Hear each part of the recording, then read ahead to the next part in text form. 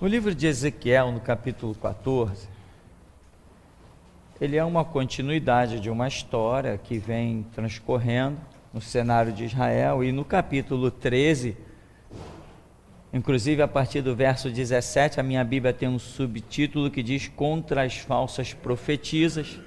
O que está acontecendo aqui? Um cenário horrível em Israel.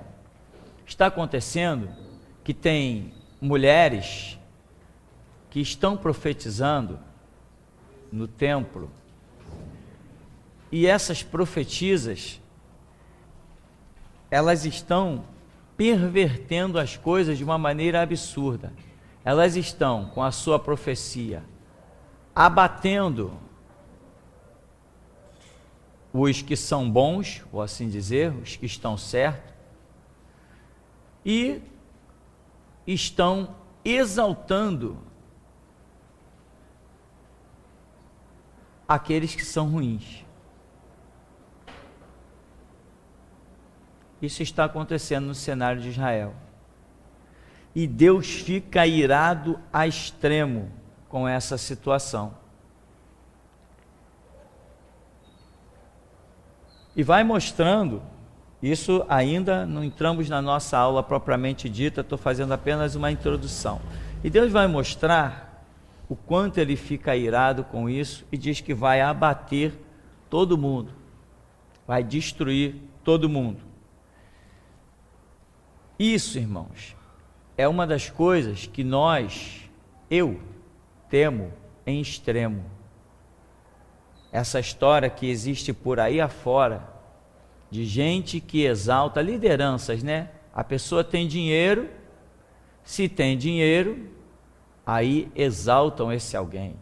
Eu conheci, na época das Assembleias de Deus, um rapaz que se converteu muito antes de mim, mas tinha um pouquinho mais da minha idade, um jovem, e esse jovem, usado por Deus, mas ele era pobre, um pobre jovem, mas usado por Deus, dedicado e empenhado, aonde a Assembleia de Deus estava fazendo trabalhos, lá estava esse jovem. Não existia nenhum trabalho feito no bairro de Santo Cristo que esse jovem não estivesse presente, mas ele era pobre.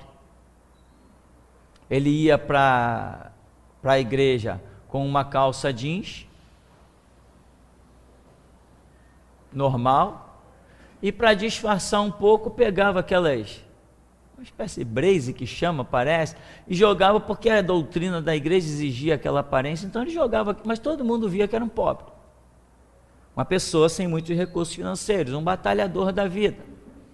Pois bem, dentro dessa igreja, ele nunca teve um espaço, e eu acompanhei essa igreja muito de perto, porque ela é bem pertinho daqui, e eu sempre conheci muita gente de lá, e frequentávamos muitos lugares lá, participávamos até junto com os trabalhos, e eu vi pessoas muito recém-chegadas na igreja, mas porque eram advogados, ou filhos de advogados, eram militares ou filhos de militares, e essas pessoas logo eram consagradas lá, com culto na frente de todo mundo, o ritual do óleo, aquela palhaçada. Essas pessoas eram consagradas e assumiam cargos.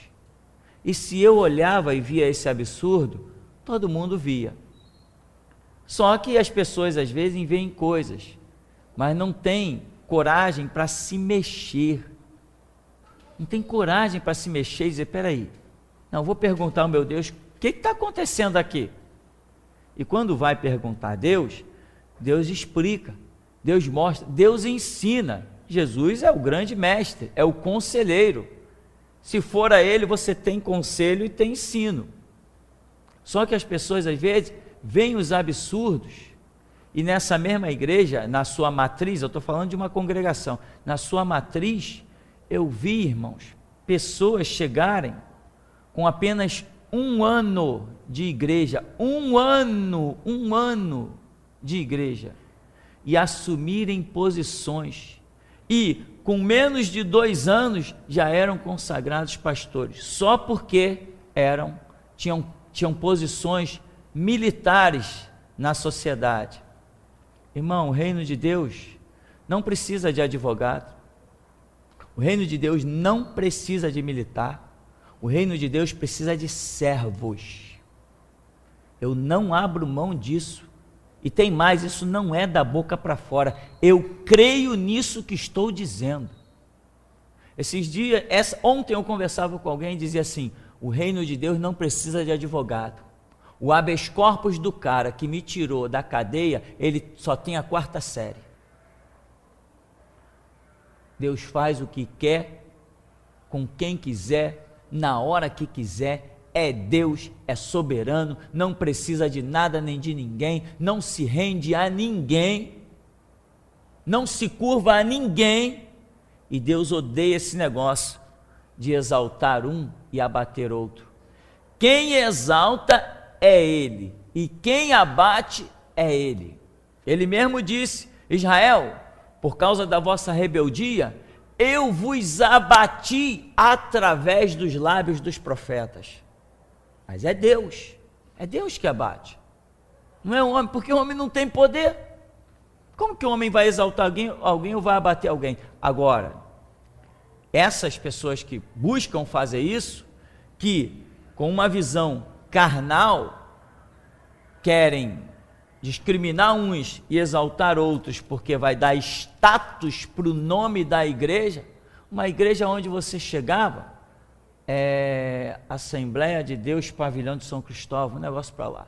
Você olhava assim de ponta a ponta, em cima do púlpito, tinha uns 10 pastores nessa época. Um era o capelão do exército, o outro era o da marinha, o outro era o sargento, o outro era o tenente. Parecia que você estava num quartel. Não é possível. Jesus agora só está chamando militar para compor o ministério? Eu conheci, porque moro aqui e fui criado aqui, conheci servos de Deus, pessoas que deram do seu suor pelo trabalho da igreja, e só porque não tinham uma roupa direito para vestir, eram discriminados. Irmão, isso não faz parte do reino de Deus, e não faz, eu abomino isso, eu tenho um nojo disso, irmão, que você nem imagina o nojo que eu tenho desse negócio de discriminar uma pessoa por causa das suas condições. E tem mais, e não é porque eu fui discriminado não, porque eu, quando fui para a igreja também, eu fui para a igreja de calça rasgada. A minha calça, a melhor calça que eu tinha, era uma calça puída do lado, com furo. Foi com essa que eu cheguei na igreja, né? Eu também sofri minhas discriminações? Sim, mas eu andei na direção de Deus. Nenhuma língua, nenhum dedo, nenhuma mão, nenhum pé, nenhum revólver pode me abater. Quem anda na direção de Deus não é abatido.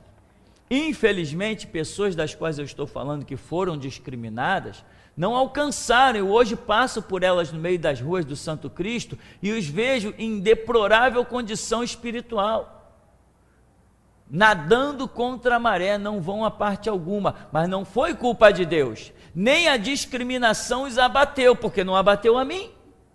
A questão é que eu enxerguei que existe um Deus que reina acima da igreja.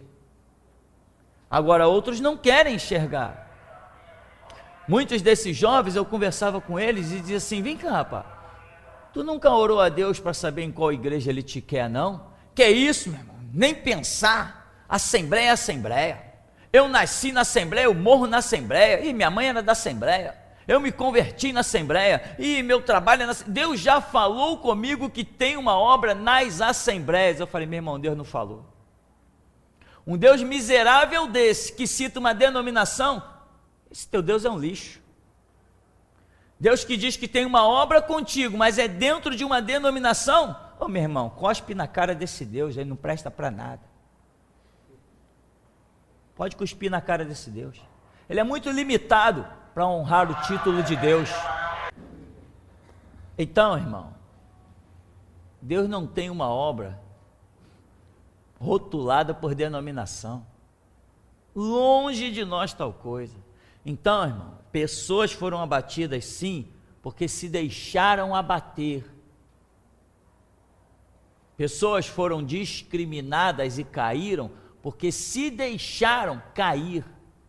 Eu não, irmão. Eu fui perseguido dentro das igrejas. Tentaram me abater dentro das igrejas. Tentaram me humilhar, discriminar, me jogar para o lado. Meu irmão, mas quem olha para Cristo só tem uma chance na sua vida, é ver a glória de Deus. Então, meu irmão, o que estava acontecendo aqui, antes de entrarmos no capítulo 14?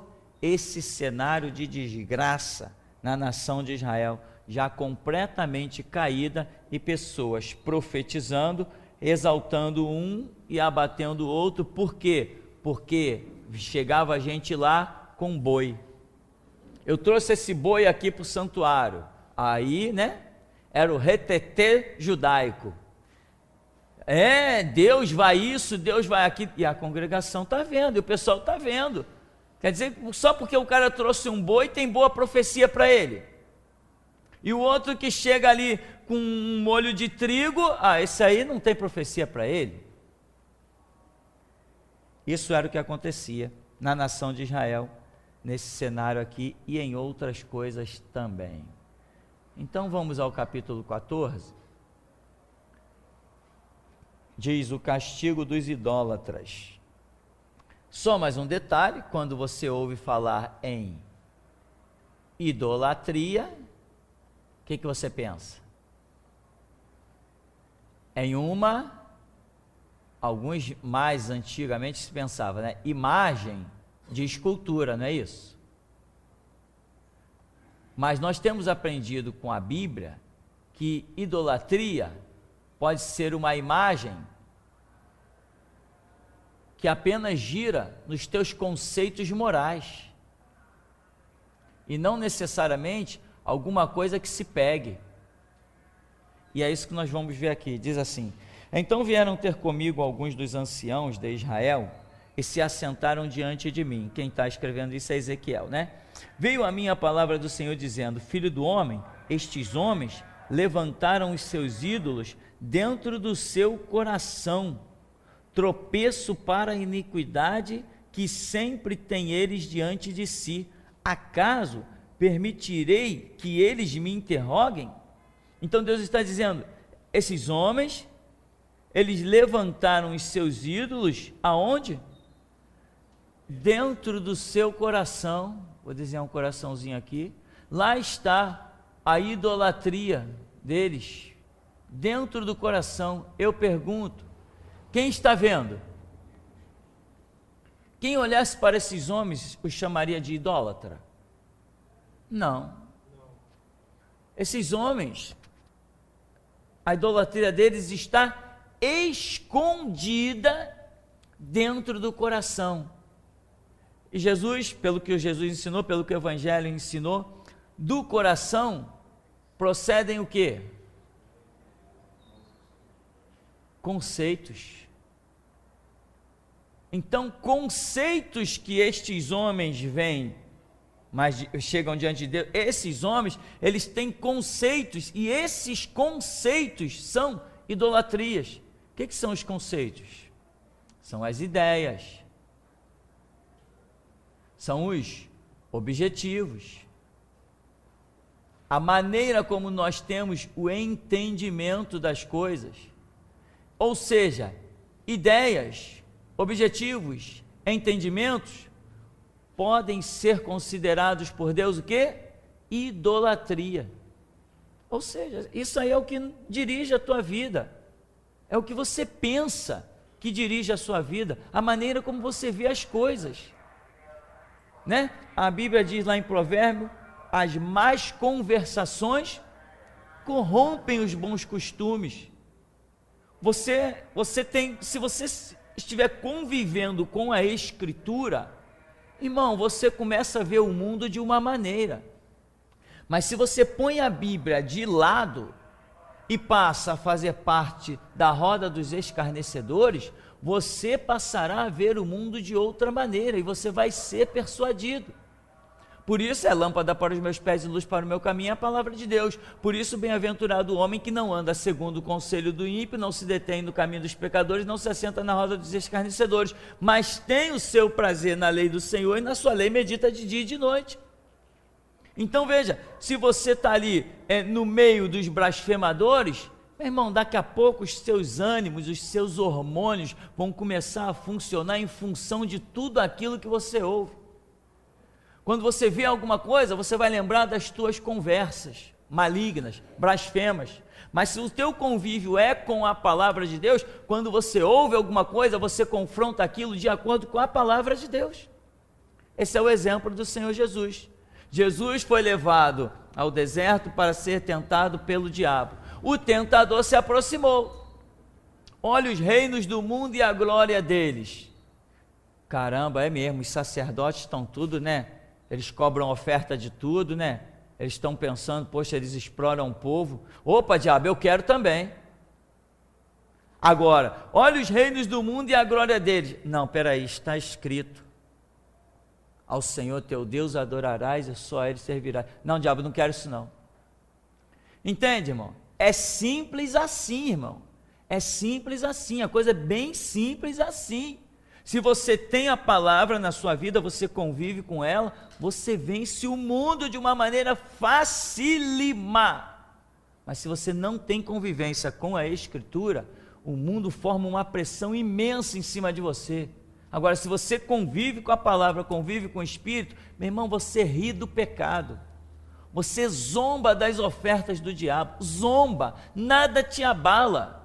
Nem ouro e prata, nem os desejos carnais, nem as cobiças da terra, a corrupção, nada te abala, porque você traz à memória a palavra. Na verdade, isso não é você que traz, é o Espírito Santo que traz à memória a sua palavra. Você confronta aquilo e acabou a história. Você sai vencedor, sem sentir nenhum arranhão. Agora,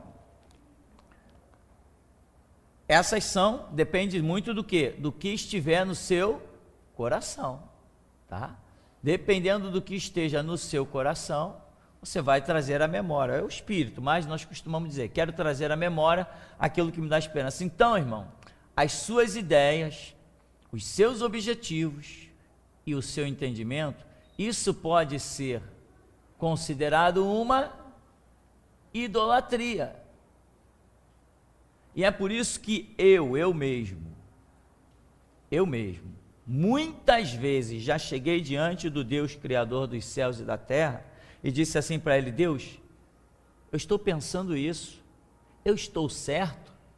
Irmão, você acha que quando nós começamos a entender que Jesus Cristo voltaria no século 21, você acha que eu simplesmente saí falando isso aí, à torta e à direita?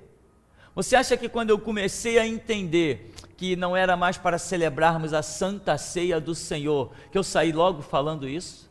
Quando eu entendi que jejum não fazia parte da doutrina do Evangelho de Jesus Cristo, nunca fez parte de povo nenhum, quando eu entendi isso, você acha que eu saí logo falando isso? Não, irmão.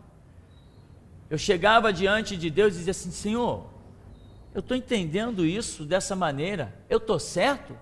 Esse pensamento está correto? Isso é meu mesmo? É do diabo ou é do Espírito Santo? E essa é a batalha. E quantas vezes, e essa Santa Ceia? Eu estou entendendo isso aqui dessa maneira? É assim mesmo? Aí, quando a gente vai buscar, o Espírito Santo sopra outras passagens bíblicas na nossa memória. Aí a gente vai para a chave bíblica, acha aquela passagem bíblica, começa a examinar, aí o Espírito Santo começa a falar. Senão, irmão, nós levantamos idolatria dentro de nós. Não tem aí as tais da igreja da restauração, que usa um véuzinho cobrindo a cara? Restauração de quê? Restauração de quê, meu irmão? Não tem igrejas por aí que diz que é proibido usar calça comprida, é proibido usar salto alto, é proibido usar anel, é proibido tomar Coca-Cola, que a Coca-Cola faz mal à saúde, que é altamente nociva, isso é, mas o Espírito Santo nunca proibiu ninguém de tomar Coca-Cola. Entende? É proibido cortar o cabelo. O que é isso?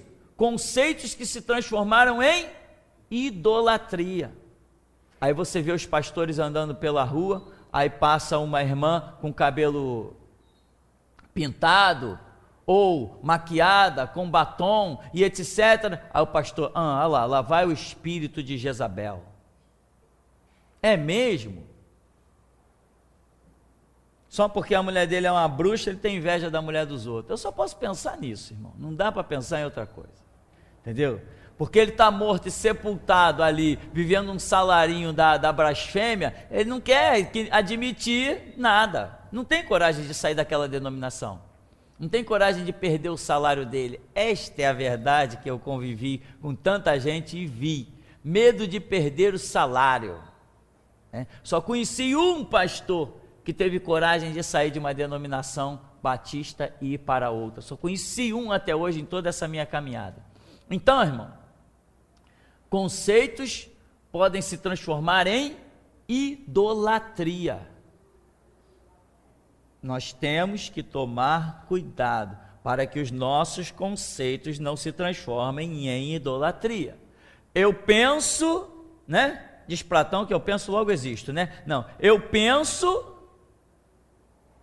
mas eu tenho que saber se que o que eu penso tem fundamento no que Deus pensa. E tem pessoas que vivem aquela velha história. Espera aí, irmão, não. Olha a lógica. Não, irmão, que tal orar? Não, vamos pela lógica. Quem já ouviu esse tipo de papo assim? Tem alguém aí que já ouviu esse papo? Vamos orar, irmão? Não, irmão, vamos pela lógica. Tem. Irmão, eu ouvi tanto isso. Não, irmão, vamos pela lógica. A lógica, olha só, irmão, a lógica do homem é igual à lógica de Deus? Os pensamentos do homem são os pensamentos de Deus? Os planos dos homens são os planos de Deus? O calendário dos homens é o calendário de Deus? O espírito do homem é o espírito de Deus? A palavra do homem é a palavra de Deus? A vida do homem é a vida de Deus? Que papo é esse de lógica? Eu não posso viver lógica, meu irmão, eu tenho que viver revelação. Sem a palavra de Deus eu ando como? Em trevas. Por quê? Porque lâmpada para os meus pés e luz para o meu caminho é a palavra de Deus. Sem ela eu estou em trevas. E em trevas o que vai acontecer? Se eu estou caminhando e tem um buraco ali, eu não vejo, eu vou cair dentro dele e não vou sair mais. Então é necessário, irmão, nós tomarmos cuidado com o que pensamos. Pensar não é pecado, mas o teu pensamento pode te levar ao pecado. Ninguém faz nada sem primeiro pensar. Então eu preciso saber, subir um pensamento ao meu ser, ao meu espírito, à minha alma, ao meu cérebro, eu sei lá onde vai o pensamento. Chegou um pensamento, chegou uma ideia a mim, eu não posso executá-la. Eu preciso saber se Deus está naquela execução. Então, essa é uma realidade que Deus nos tem dado entendimento, e muitas vezes eu penso coisas, né? Como quando eu vi o fim do jejum. Falei, caramba, o fim do jejum? Isso é pesado demais. Mas aquilo ficava remoendo na minha alma. Eu fui para o Senhor e o Senhor me mostrou realmente, é o fim do jejum. A igreja o tempo todo se iludiu pensando que ficava sem comer e ia combater o diabo. E o Espírito Santo dizia assim para mim, cadê os Tarzãs espirituais? Cadê os grandes homens que ficaram de jejum? Onde estão eles? Cadê a obra deles? Vai ver o histórico da saúde deles. Irmão, o que eu vi de relato nessa época em que o Espírito Santo estava ministrando essas coisas, me levou a contato com várias situações. E o que eu vi de relatos de pessoas, uma chegou ao ponto de ter que parar de pregar, teve que parar de dirigir a igreja, de tanto que o camarada jejuava. Ele pegou problemas sérios de úlcera, gastrite e anemia, arrebentou com o estômago dele e com o intestino dele, de tanto que jejuava, que ele não podia mais pronunciar palavras com firmeza. Ele teve que abandonar o púlpito. Cadê a bênção? Cadê o poder? Cadê a glória do jejum? E eu tomei conhecimento dessas coisas em poucas viagens que o Senhor me levou a fazer. Eu estive em contato com essas coisas. Cadê a benção? Então, quando o Espírito Santo começou a ministrar, irmão, ele me trouxe coisas, eu não saí me apavorando, não. Eu procurei saber se aquelas coisas realmente vinham do Senhor. Lembra que eu sempre conto aqui, e esses dias o Rômulo ligou e comentou lá uma situação igual, e ele mencionou essa experiência que eu sempre conto aqui na igreja, que um dia Deus falou comigo, dentro de uma igreja, e eu, por temor a Deus, eu não sabia se aquilo era do Senhor ou não, eu ainda não conhecia a voz de Deus, não discernia a voz de Deus, e Deus falou comigo dentro de uma igreja, uma revelação para uma irmã, e eu me calei, fiquei quietinho na minha, falei, não sei se isso aqui é do meu pensamento, não sei o que é isso, e depois, mais tarde, conversando com um profeta pelo telefone, ele dizia assim para mim, hoje você esteve numa igreja, falei, estive, pois é, e lá Deus falou contigo, eu falei, caramba, Deus vai me repreender, porque ele me falou comigo e eu não entreguei a revelação para a irmã, pensei eu que Deus ia me repreender, e quando eu estou esperando aquela chicotada, aí ele falou assim, e Deus se agradou de você, falei, caramba, como? Respirei fundo, me alegrei, pensei, como? E deixei o profeta falar, falou, porque você por temor, como você não sabia se era Deus ou não, por temer o nome de Deus, e para não blasfemar o nome de Deus, você não entregou a revelação, Deus se agradou de você, tá, irmão?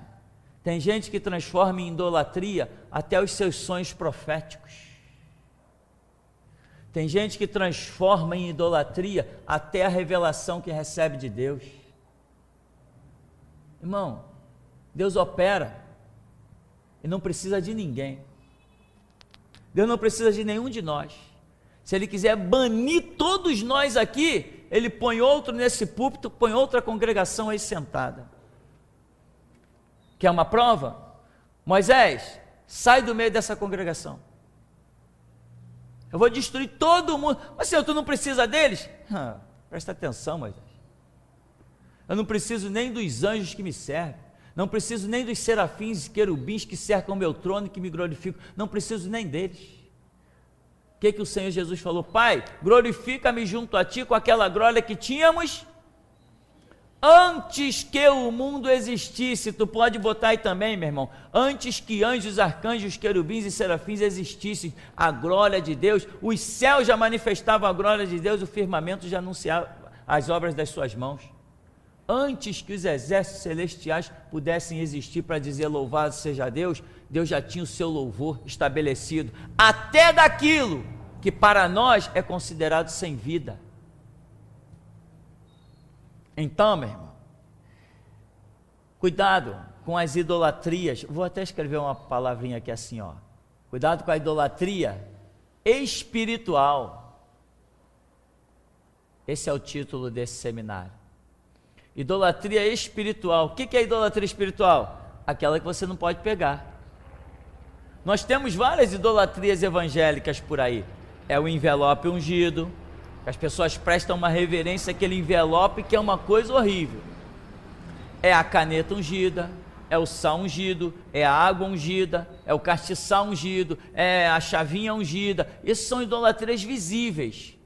Idolatrias, e os idólatras não herdarão o reino de Deus, mas tem a idolatria espiritual, que se resume em conceitos, ideias e ideologias, ou resumindo ainda, pensamentos que você dá vida a eles, porque existem pensamentos que você não dá vida a eles e acabou a história.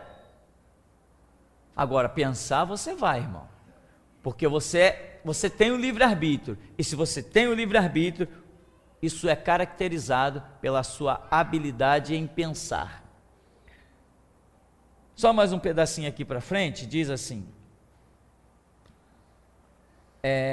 diz o Senhor, acaso permitirei que eles me interroguem? Verso 4, portanto, fala com eles e diz-lhes, assim diz o Senhor Deus, qualquer homem da casa de Israel que levantar os seus ídolos dentro do seu coração e tem tal tropeço para a sua iniquidade, e vier ao profeta, eu, o Senhor, vindo a ele, lhe responderei, segundo a multidão dos seus ídolos, para que eu possa apanhar a casa de Israel no seu próprio coração, porquanto todos se apartaram de mim para seguirem os seus ídolos.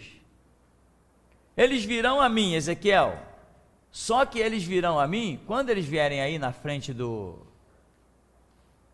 na tua frente, na frente do profeta, e diante do povo, Ezequiel, ninguém sabe o que vai por dentro deles. Eles vêm com aparência, eles vêm como bons cidadãos, os belos anciãos de Israel. Eles estão ignorando que eu estou vendo lá dentro do coração deles, estou vendo que lá dentro é tudo ave de rapina, sepulcro caiado e idolatria.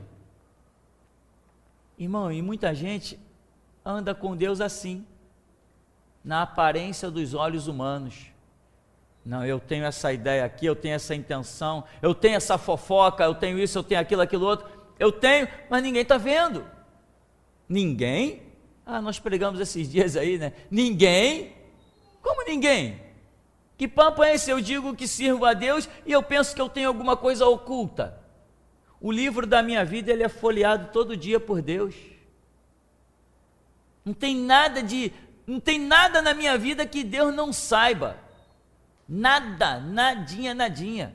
E se eu tenho alguma falha, é bom eu tentar corrigir esse negócio enquanto ainda há tempo. Enquanto eu ainda sinto que eu posso dobrar os joelhos e receber dele o perdão e a misericórdia. É bom me corrigir logo. Porque chega uma hora que a gente já viu na Escritura, chega a hora que não tem mais tempo. Deus diz, encerrei, basta. Aí, meu irmão, não tem mais compaixão nem misericórdia. Então, ele está dizendo aqui, olha, o homem da casa de Israel que levantar os seus ídolos dentro do seu coração, ou seja, eles têm uma aparência aí perfeita, mas eu estou vendo o ídolo dentro do coração dele, e tem tal tropeço para a sua iniquidade, e vier ao profeta, eu, o Senhor, vindo a ele, lhe responderei, mas responderei como? Segundo a multidão dos seus ídolos, para que eu possa apanhar a casa de Israel no seu próprio coração. Irmão, você tem ideia de como Deus é terrível? A pessoa está ali, cheia de idolatria. O que é essa idolatria? Os conceitos que nós estamos aí comentando. Aí a pessoa chega cheia dessa maldade. Meu irmão, Deus está me falando um negócio agora aqui que eu tremi, mas eu não vou falar para você. A pessoa chega diante de Deus cheia de maldade. Sabe o que Deus faz? Deus responde a ela exatamente conforme os conceitos da sua maldade. Que Deus terrível, meu irmão. Que Deus vingador. Que Deus vingador. É isso que eu entendo. E tem mais. O Espírito Santo me falou um negócio aqui, irmão, que eu não senti liberdade de te falar. Não senti liberdade de te falar. Mas a palavra é tão pesada que para mim ter convicção de que eu estou te falando a verdade, Deus me revelou um negócio aqui. Mas eu não vou falar. Agora, a pessoa chega diante do profeta Ezequiel, cheio de maldade. Sabe o que Deus está dizendo que vai fazer? Ezequiel, eu vou usar a tua boca e vou falar para ele, sabe o que, Ezequiel? Um monte de mentira.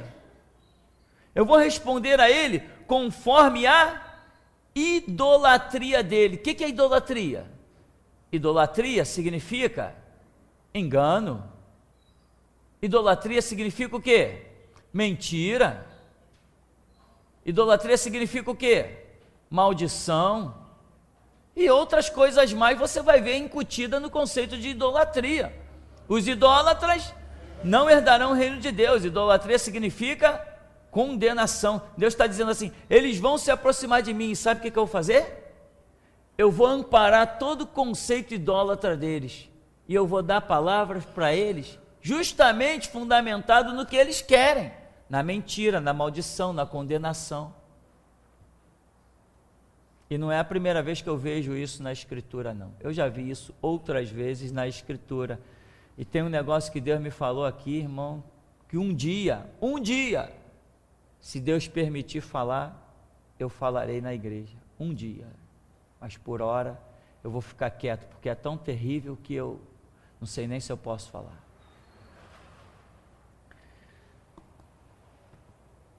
Eis a realidade. Ezequiel, eles virão a mim e eles não querem minha resposta? Eu vou dar a resposta para eles. Aí diz assim, verso 5, para que eu possa apanhar a casa de Israel no seu próprio coração, né? A Escritura diz que há um coração quebrantado e contrito, Deus não despreza, né? Portanto, todos se apartaram de mim para seguirem os seus ídolos. Portanto, diz a casa de Israel, assim diz o Senhor Deus, convertei-vos e apartai-vos dos vossos ídolos, e dai as costas a todas as vossas abominações. Quer dizer, apartai-vos dos vossos ídolos. Que ídolos? Se nós lêssemos essa passagem bíblica, irmão, vamos ler Ezequiel 14:6. Aí nós chegaremos e diremos assim, portanto, diz a casa de Israel, assim diz o Senhor Deus, convertei-vos e apartai-vos dos vossos ídolos, e dai as costas a todas as vossas abominações. Agora, irmão, nós vamos pregar a palavra do Senhor. Aí nós vamos começar a falar, porque está vendo, irmão? Deus está dizendo para você não ter idolatria. A imagem de escultura é isso, a imagem de escultura é aquilo. Mas não é isso que Deus está falando. Ele não está falando de imagem. Aqui não foi citada a Astarode, né? Asterode, a deusa não sei de quê. Tem Baal Ecrom. Não foi citado o nome de nenhum deus pagão. Não foi mencionada nenhuma estátua. Não foi mencionada nada disso.